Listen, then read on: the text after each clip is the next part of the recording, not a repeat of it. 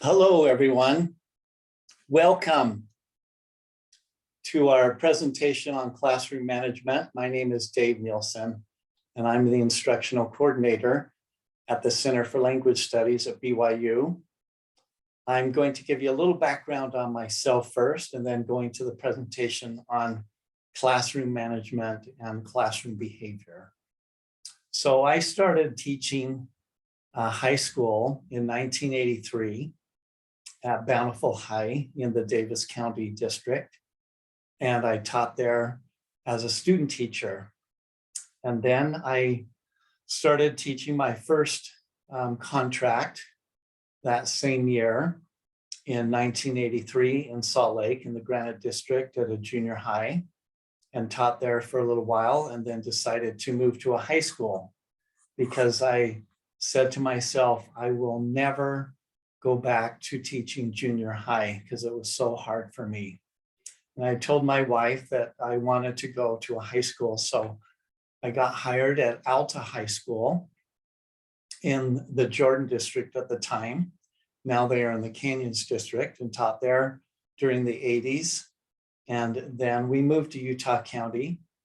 And the opening at the time in 1991 was at a junior high. And taking back my words from a few years earlier, I decided to attempt and try junior high again. And I was at a junior high in Orem for 27 years after that, and then retired in the Alpine School District. And to go through some of the keys that I learned over the years on classroom management, I think it would be helpful, especially for new teachers, to learn some of the basics, because I felt like I wasn't prepared at all for many of the situations and hadn't really ever talked about specific, detailed instructions on what to do. So the first thing on classroom management is an analogy that I think is a great one that I heard a few years ago, where the presenter compared the train to the content. And a lot of teachers focus on the content, especially those that are in secondary education and in university situations. Their number one priority is the content. However, just as important as the content is the classroom management. And they compared that to the tracks. And they said that both the train and the tracks are necessary for learning. And if the train or the content goes off the tracks, the classroom management, then the track doesn't move forward and learning stops. And without the tracks in place, learning is disruptive, and frustration occurs. And I felt like that was key for me to become a good teacher, was to learn some keys to classroom management. And without the tracks, you will be able to know all the information on how to present and what to present the topic. But without the tracks or the classroom management, you're not going to be a successful teacher.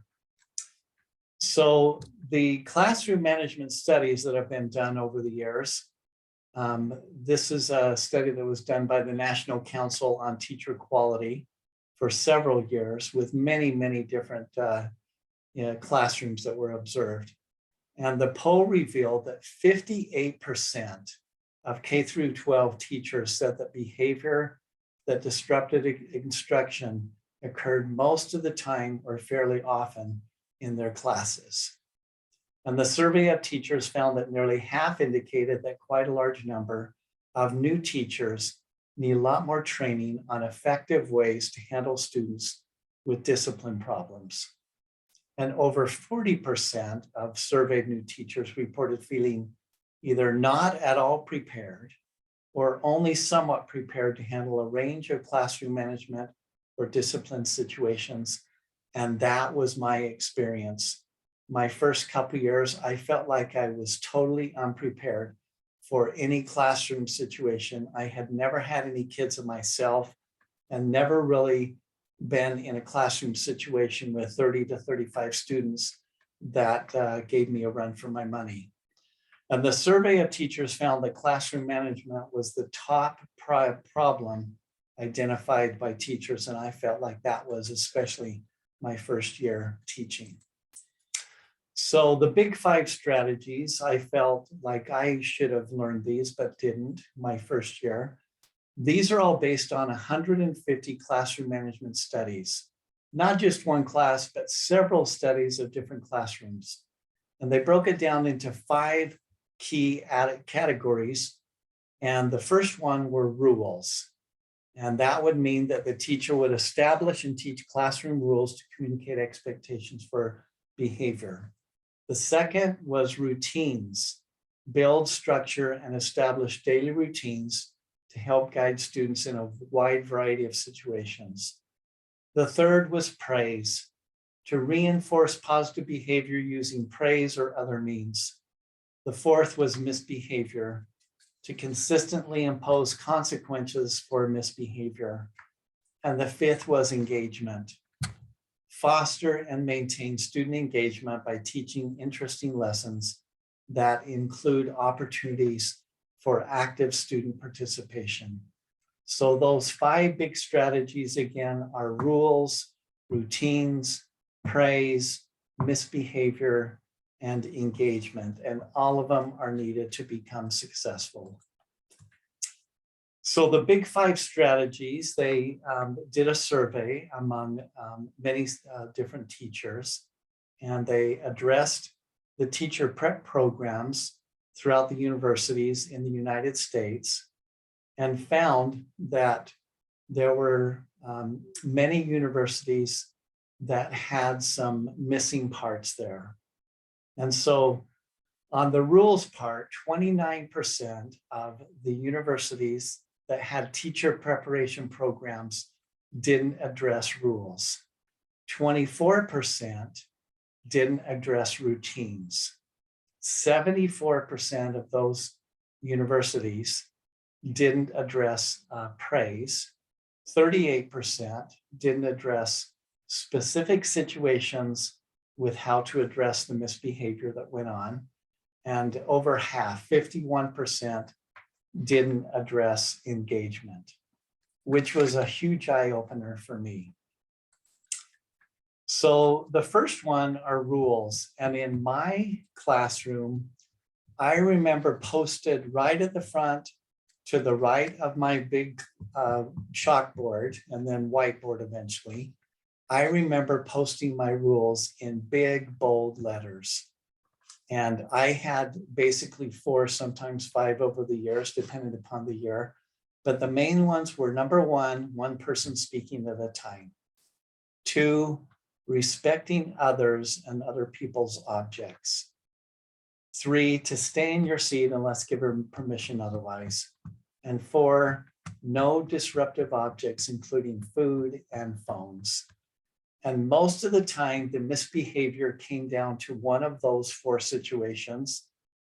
But many times when my first year or 2 teaching, when one of these happened, one of the misbehaviors happened, I didn't know what to do.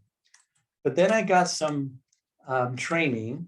And so I learned what to do as far as the misbehavior. And what I would do is I would point to the student, stop the class, say their name and say, John, numéro 2, or Lisa, numéro 3.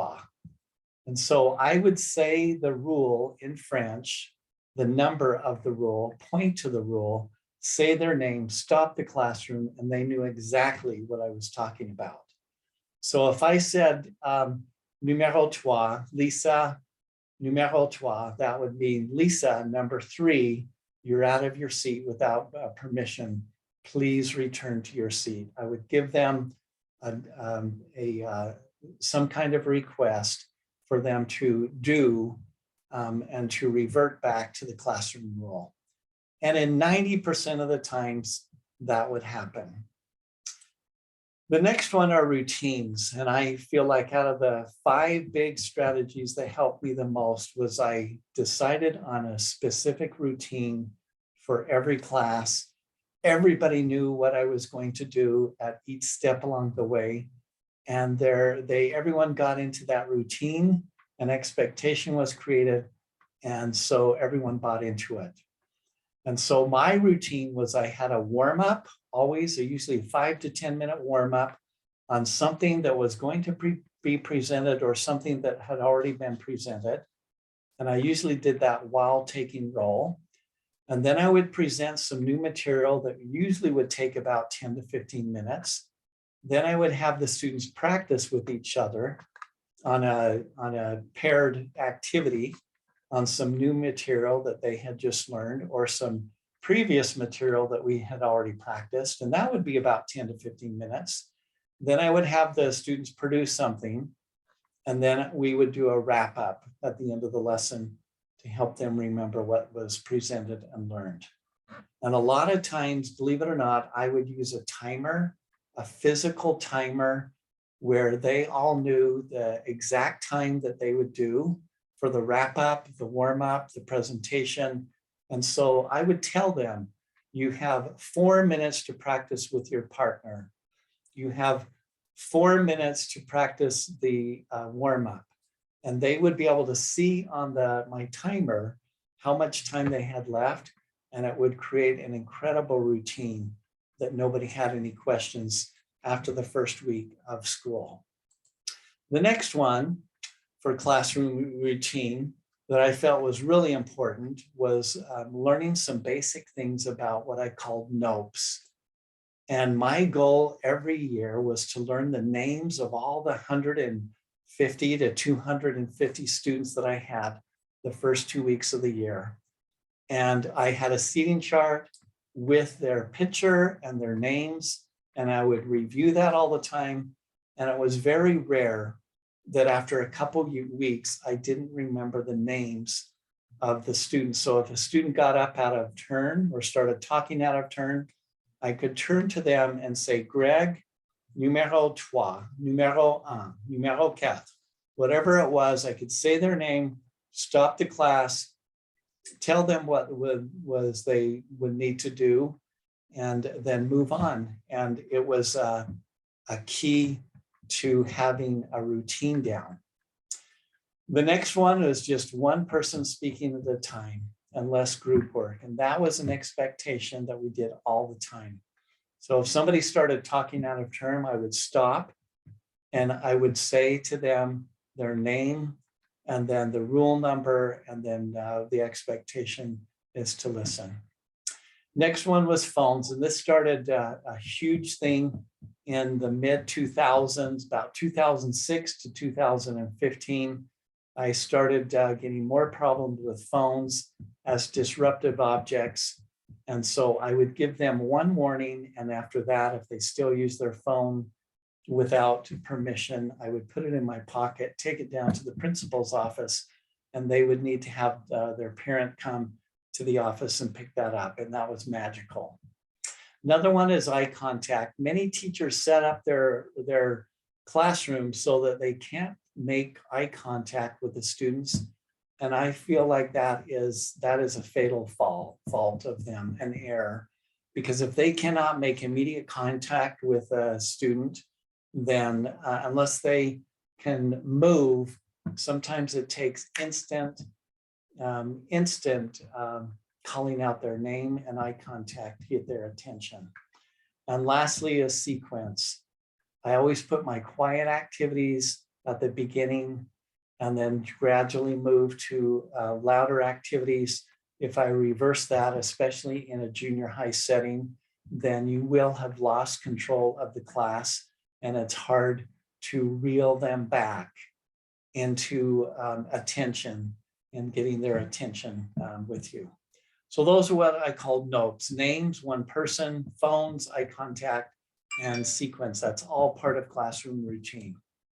Next one is praise. And I learned this one really early on, that I needed to reward a 12-year-old or a 13-year-old differently than I would an 18-year-old high school student. But I would actually reward positive behavior by giving out little mini euros that I had made up, copied. I had thousands of mini euros made to reward positive behavior and responses. And I gave out hundreds of euros each term. And when I ran out, I had the students turn them in to recycle them. And they were required to get at least 20 euros per term as part of their participation grade. And many of them would get more than that. And if they did, it counted for extra credit. And so the overachievers always had more than 20 euros, but it made people participate and be able to come out of themselves, especially in a language class. The next one is misbehavior. So as I talked about it before, when a student behaves, stop the class, speak directly to the student in an even-tempered voice, non-emotional, stop, say the student's name, tell them the number, the rule number, and they immediately knew that I was talking about rule number 1 or 3 or whatever it was. And then if the misbehavior continues, give them a choice of A or B. And then if a repeated action, have them stay after class to talk to you. And if it still continued after that, then the next step of escalation would be parental contact. The next one is called engagement. And this is a key. So the key to student engagement is to create an interesting, organized lesson that holds students' attention and provides students with frequent, meaningful participation and involvement. Students love to learn new and interesting things. Students who are involved in the lesson generally have less inclination to act out. There were several times when I changed the lesson beforehand because I didn't look forward to it. And so I decided to do something different just because engagement is so important. So the next strategy that I feel like is important is what I consider and I call as the fasten your seatbelt, or FASTEN as the acronym.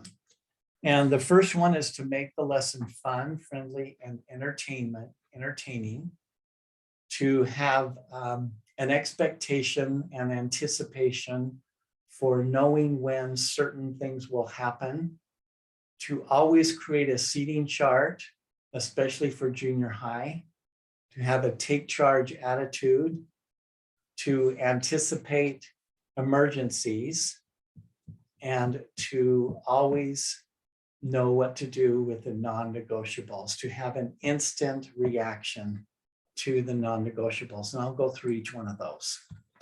So the first one is to be fun and friendly. If you don't want or like the lesson, students are not going to like it either. You've got to have something that you feel is fun and that you can be friendly about and that you look forward to.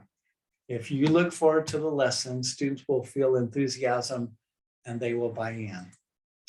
Another one that's part of that same category, fun, friendly, and entertaining, is to tell about yourself.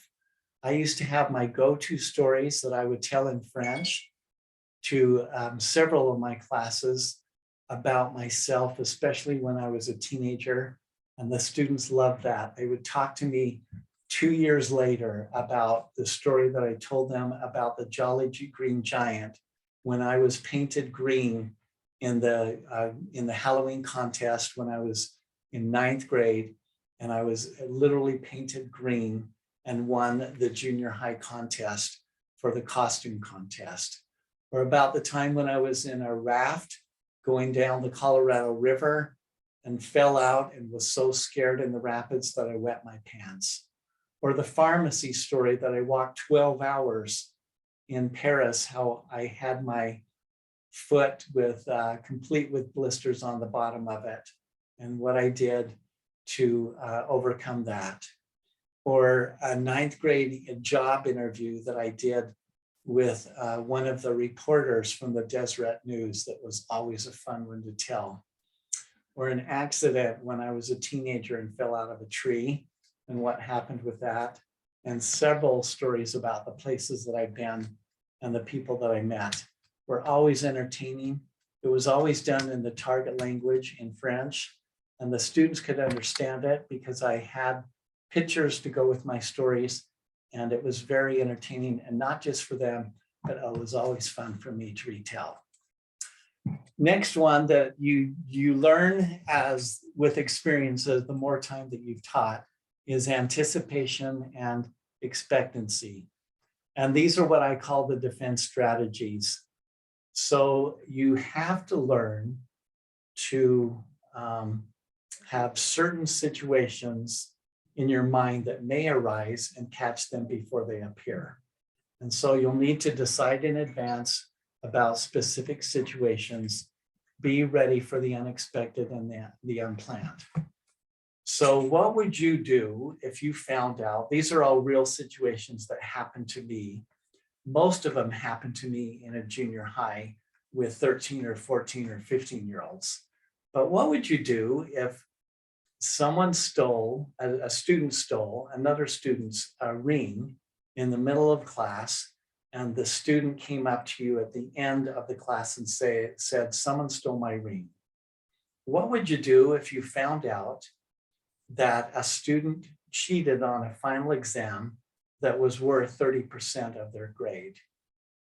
What would you do if a student came up in the middle of the class and started to pretend to teach the class in place of you while you were teaching?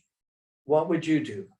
Real situation happened to me in my classroom when I had a student teacher. He came up to the front of the class and started pretending to teach the class in place of her.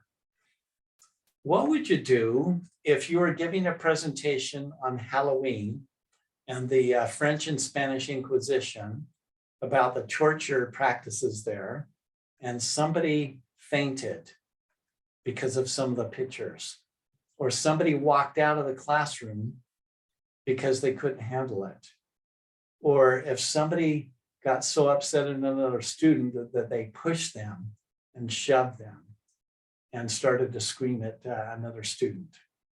What would you do in those situations?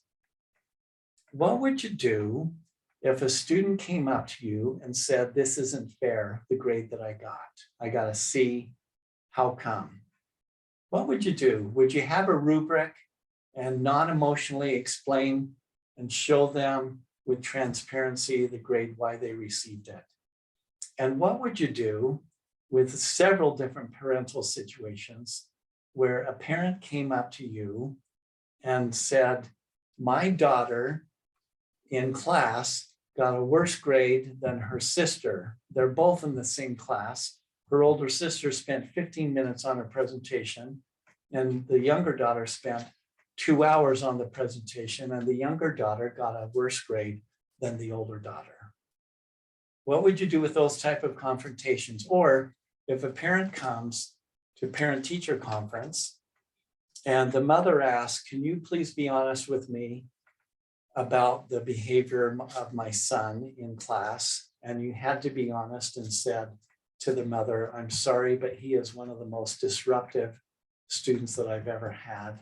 And then she getting really upset and angrily screaming at you.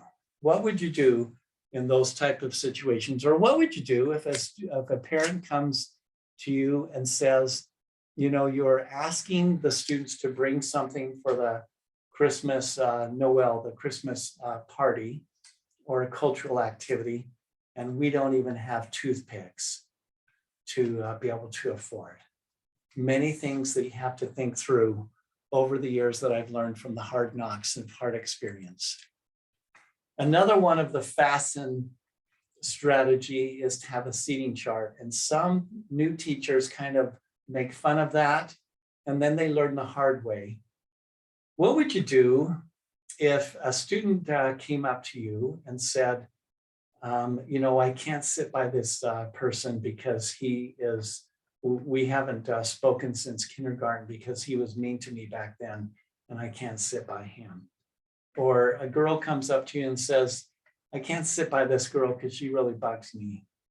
Or another girl comes up to you and says, you know, I've talked to my mom about this. I used to be a couple with one of the guys in the class. We used to be girlfriend, boyfriend. We broke up and I can't sit by him anymore. So if you let students choose their own seats, they're 3 times more likely to be disruptive than when their seats are assigned, especially if the teacher has a strategy beforehand. And I always had the strategy of what I call the 4 corners and the buffer students. So the real disruptive students, I would put in the 4 corners, the ones that are the really orange kids, the ones that are just out there and don't have any self-control and can't really control themselves.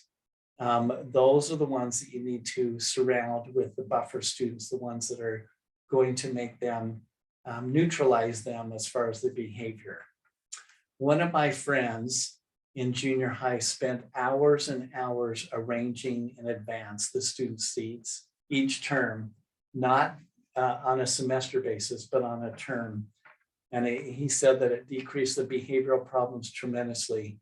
I usually spent about 20 to 30 minutes per class to arrange the seats. And that's important if you want to eliminate and reduce many of the problems already. Another one is to have a take charge attitude, to be confident, to do like Zig Ziglar used to say, to fake it till you make it and go baby go. If you don't know what to do, you got to be able to pretend like you do. You have the act as if principle, and eventually you'll become that. You'll need to decide in advance what to do and to realize that it will take practice for some things to have that muscle memory come into effect. So the story goes, I once had a student teacher who would get up in front of the class and he would literally whisper. I couldn't hear him. The students couldn't hear him. And they would come up to me after class and say they didn't understand anything that he said. I talked to him several times about increasing his volume to project what he was saying. He was a BYU student and he came very well prepared as far as the content, but not teaching and taking charge of the classroom. Eventually, he was not certified and not endorsed to teach in the public schools. And so eventually he became our computer technician.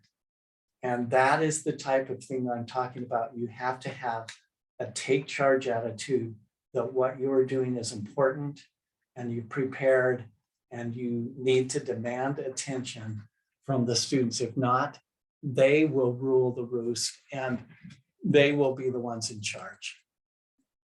You also need to be ready for some emergencies. It's another defense strategy. These have all happened to me in class. What would you do if a student had epilepsy and they had a seizure in the middle of class? Do you just sit there and not do anything? What would you do? So you need to have that strategy down instantly when that happens. What would you do if a student all of a sudden vomits, throws up in the middle of the class, or throws up on someone else in the middle of class? What would you do? What would you do? This is one of my all-time worst. What would you do if a student ate something in your class, like peanuts, and had a severe reaction and couldn't breathe and had to be rushed to the hospital and I had to call the parents and I'll go to the hospital because the student couldn't breathe anymore? Or in my back room, some students were using some spray paint to spray some puppets and the door got opened. And so some of the fumes from the spray paint came into my classroom and a student had a severe reaction to it and had to go to the hospital. What would you do on those kind of situations? What would you do with an active shooter situation? How would you handle that? What would you do in the middle of a fire emergency or an earthquake or whatever that is, those situations, you actually practice quite a bit at school.